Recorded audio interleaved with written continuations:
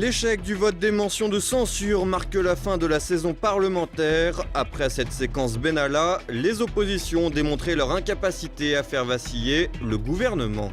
Les mises en chantier de logements baissent depuis 2 semestres, une petite déconvenue pour l'exécutif qui met en relief le vide macronien dans le domaine, un domaine pourtant primordial pour l'avenir du pays.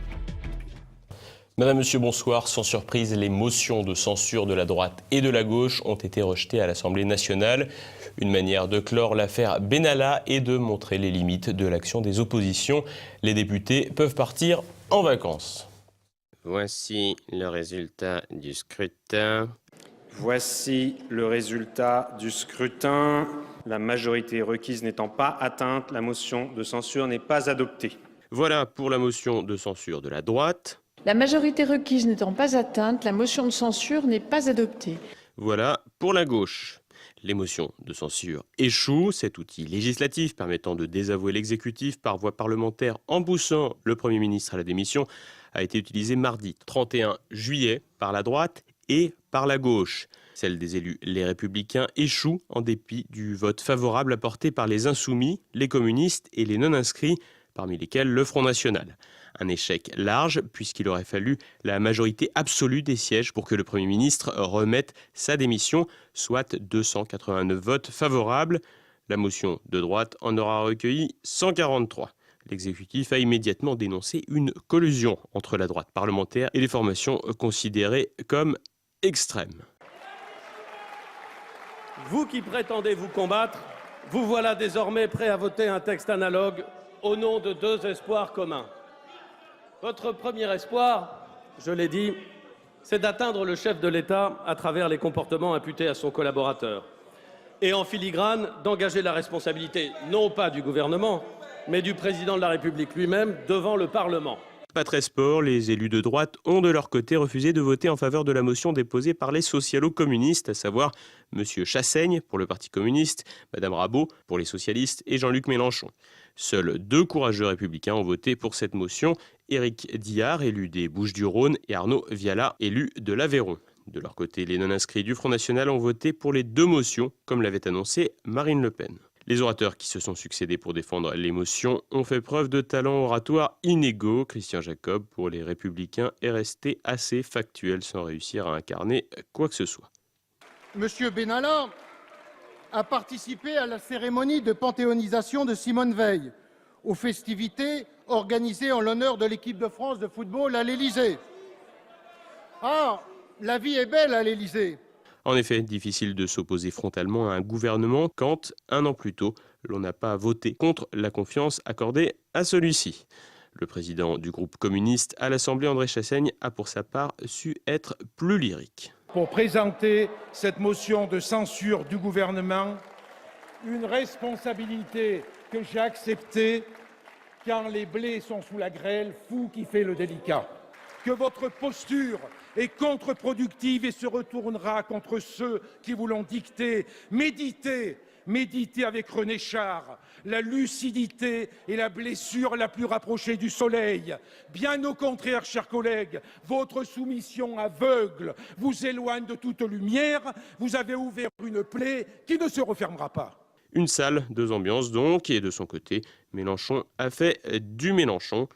Le Parlement est toujours supérieur à la monarchie présidentielle, parce que chacun y travaille en pleine lumière, les uns sous le contrôle des autres et devant le peuple qui regarde, observe et décide. Une intervention fleuve de qualité mais qui pointe du doigt une réelle difficulté pour l'opposition, la nature même du régime, un régime semi-présidentiel dans lequel l'exécutif tient une place exorbitante quand il dispose d'un large soutien parlementaire. Face à cela, pas grand-chose à faire, si ce n'est attendre son tour ou militer pour une hypothétique 6e République ou un changement de régime. La petite affaire Benalla, finalement bien peu de choses sur un quinquennat, aura surtout illustré l'arrogance et l'invulnérabilité du gouvernement et du président Macron. Seul bien maigre butin pour les oppositions, la mise de côté, au moins temporaire, de la réforme constitutionnelle. Les députés vont à présent pouvoir partir en vacances et en septembre reprendre leurs petites activités parlementaires, contester stérilement pour les uns et enregistrer des volontés de l'exécutif pour les autres. La mise en chantier de logements en baisse sur le territoire national, une tendance continue pour la première partie de l'année 2018 et qui constitue un indicateur économique et social. Une baisse de 3,6% pour le premier trimestre 2018, puis une baisse de 2,8% au deuxième trimestre. Les mises en chantier de logements ne font pas recette pour cette première moitié d'année. Enjeu économique mais aussi social, le logement avait fait l'objet de promesses de la part de François Hollande. Comme pour à peu près toutes les promesses de ce dernier, celle-ci était restée lettre morte. En effet, l'ancien premier secrétaire du Parti socialiste avait promis la construction de 2,5 millions de logements pour son quinquennat. Il n'atteindra finalement qu'1 700 000. Pour le nouveau locataire de l'Élysée, le bilan est mitigé. Si en un an, on peut signaler une hausse globale de 5,2%, elle n'est imputable qu'aux 6 premiers mois du mandat, les 6 derniers marquant clairement le pas. Difficile de dire si l'augmentation des 6 premiers mois s'explique par la confiance dans le nouvel exécutif ou dans un reliquat de l'action de son prédécesseur. Une chose est sûre, depuis janvier 2018, la baisse est constante. Une baisse qui touche largement le logement individuel, alors que le logement collectif, lui, tend à progresser. Une tendance qui s'explique par l'évolution des modes de vie, les changements de population et les prérogatives publiques qui contraignent à des minima en matière de logements sociaux, même quand cela ne répond pas à un besoin. La problématique du logement, très présente dans le quinquennat Hollande, l'est nettement moins chez Emmanuel Macron. Logique, d'un énarque socialiste convaincu du socialisme municipal, nous sommes passés à un autre énarque peu familier de ces problématiques. Reste que les oppositions au pouvoir en place ont tout intérêt à s'approprier cette question du logement, et pour cause, elle recouvre des réalités palpables et nécessaires à la vie de l'homme. Le logement pourrait ainsi être placé en première comme en deuxième place dans la fameuse pyramide de Maslow. Le logement détermine aussi avec qui l'on vit. Or, dans les années à venir, et même déjà aujourd'hui, le fait de vouloir vivre ou non en présence de telle ou telle communauté revêt une importance majeure. La question de la précarité et de l'accès au logement de jeunes générations, privées de la possibilité d'être propriétaires du fait de l'augmentation faramineuse des prix, sera aussi une problématique centrale des années à venir. La question démographique fait également partie de cette problématique. En effet, il sera aussi question de savoir si être toujours plus nombreux doit être un objectif qui nous mène à construire toujours plus, ou si l'on peut envisager un développement différent qui envisagerait un aménagement des logements et qui pourrait aussi profiter à l'économie grâce au métier de la démolition, de la rénovation et de l'aménagement des espaces urbains, notamment dans une perspective écologique. La baisse des mises en chantier, elle, nous confirme en tout cas plusieurs choses. Tout d'abord, le fait qu'il n'y a pas vraiment d'état de grâce pour la présidence Macron, et ensuite que le nouveau président n'a pas vraiment de cap en la matière. Fin du calvaire pour 500 randonneurs, 3 jours après le séisme meurtrier qui a frappé l'île de Lombok en Indonésie. Les autorités sont parvenues à évacuer les touristes bloqués sur le mont Rinjani. Thibaut Bastide. Libérés, délivrés, les 500 randonneurs ont été évacués du mont Rinjani en Indonésie où ils étaient bloqués à la suite d'un puissant séisme qui a frappé dimanche l'île de Lombok. De multiples répliques avaient provoqué la chute de tonnes de pierres et de boue qui ont bloqué des sentiers. Conséquence, 560 personnes se sont retrouvées coincées, parmi lesquelles de nombreux étrangers, notamment des Français, des Allemands, des Néerlandais, des Américains ou encore des Thaïlandais. Au total, 543 randonneurs ont pu être évacués par les autorités locales. Tadi malam itu WNA-nya 189, lokalnya 173, guide-nya 31, porternya 150. Jadi jumlah keseluruhan yang kita data kemarin itu 543. Si les randonneurs ont pu descendre du volcan en bonne santé, le séisme a néanmoins causé la mort de 16 personnes et fait plus de 220 blessés. Un phénomène naturel aussi impressionnant que récurrent dans cette partie de la planète. Explication. L'activité sismique est répartie le long des failles, zones de rupture dans la roche, en général à proximité de frontières entre les plaques tectoniques. Si ces plaques glissent en permanence les unes contre les autres en profondeur, en surface, des points de contact se forment. Des zones de compression se créent, déforment les plaques. Quand les tensions sont trop importantes, la plaque casse brutalement, c'est le séisme. Ce mouvement peut créer une faille. Après la secousse principale, il y a des répliques. Ce sont des réajustements de l'écorce terrestre au voisinage de la faille. Ces frictions provoquent des secousses quasi permanentes, généralement imperceptibles par les humains. Les zones sismiques les plus actives dans le monde sont situées en Asie, au Proche-Orient, en Afrique du Nord et en Amérique. L'échelle de magnitude de moment est aujourd'hui souvent utilisée pour mesurer l'énergie dégagée, à la place de l'échelle de Richter.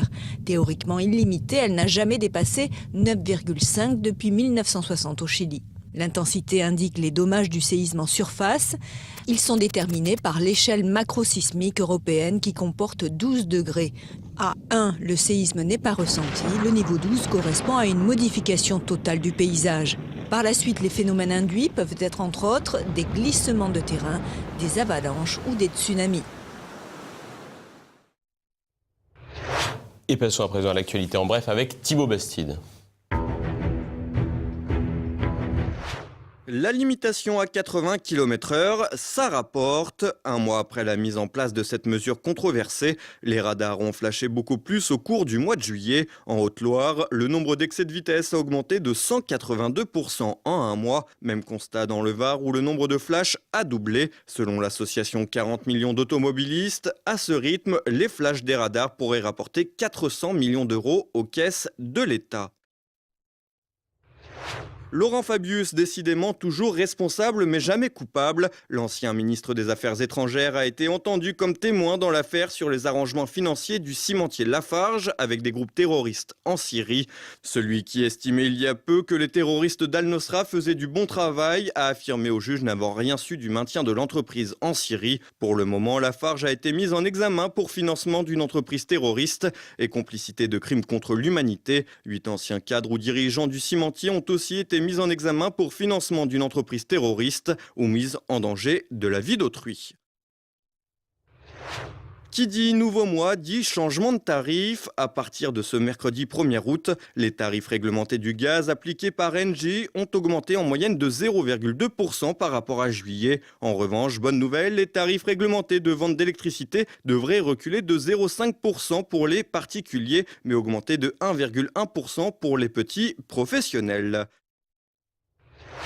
Un tour de passe-passe et Facebook tente de se racheter une virginité. Après les nombreux scandales ayant frappé le réseau social de la Silicon Valley, Facebook aurait identifié de nouvelles tentatives de manipulation politique de sa plateforme à l'approche des élections législatives de mi-mandat aux États-Unis. 32 comptes ou profils Facebook et Instagram ont été identifiés et supprimés. Le groupe a indiqué voir une cohérence avec ce qu'il s'était passé au moment de l'élection présidentielle américaine en 2016. Et une bonne nouvelle pour clore l'actualité en bref, des bébés tigres du Bengale sont nés dans le zoo de Mendan en Indonésie. Nés le 12 juillet, les 2 bébés tigres et leur mère se portent bien. Itu anak dari pasangan Wesa dan Avatar yang asalnya mereka dari Ragunan Jakarta. Jadi anaknya dalam kondisi sehat dan lahir secara alami. Untuk induknya kami beri treatment, pemberian vitamin dan kita terus mengawasi hingga nanti si anak sudah bisa bergerak sendiri atau makan sendiri, tapi saat ini masih kami bebaskan untuk menyusui pada induknya. Et voilà, on approche de la fin de cette édition. Dans un instant, notre Zoom du jour avec la deuxième partie de la visite d'Étretat en Normandie en compagnie de Franck Tanguy, l'animateur de Tête à Clash. Donc on a vu la porte amont, la porte aval, la man-porte. Oui. Il y a une chose aussi qu'on voit, mais là uniquement du haut. Alors je ne sais pas si on pourra avoir des images à marée basse, mais on voit des trous dans le sol sur la mer. Ça correspond à quoi ça? Alors ces trous que vous voyez sur ce qu'on appelle les rochers d'Étretat, ce sont les parcs à huîtres, dits des parcs à huîtres Marie-Antoinette. Et ce soir, retrouvé Perle de Culture, Anne Brassier reçoit la psychothérapeute Anne Schaub-Thomas, auteur de l'ouvrage Un cri secret d'enfant. Puis elle reçoit également Morissette Vialandru pour la présentation de ses biographies de saints, S-A-I-N-T-S. Et tout de suite, une nouvelle chronique de la France de Campagnol avec Christian Combaz. C'est maintenant la fin de cette édition. Merci de votre fidélité. À demain. Bonsoir.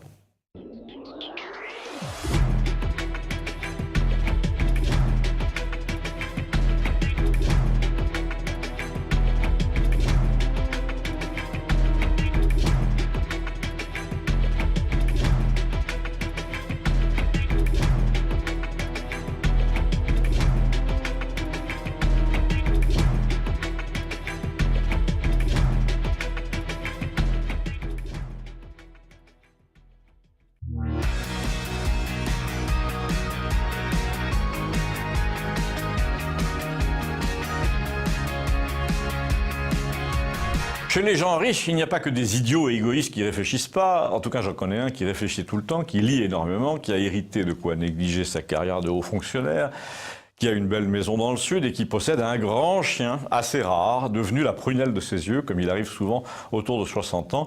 Les gens, les hommes surtout, font une fixation sur quelqu'un, un animal, une personne, parfois un objet, une voiture, qui devient une sorte de dérivatif personnel à tous leurs soucis.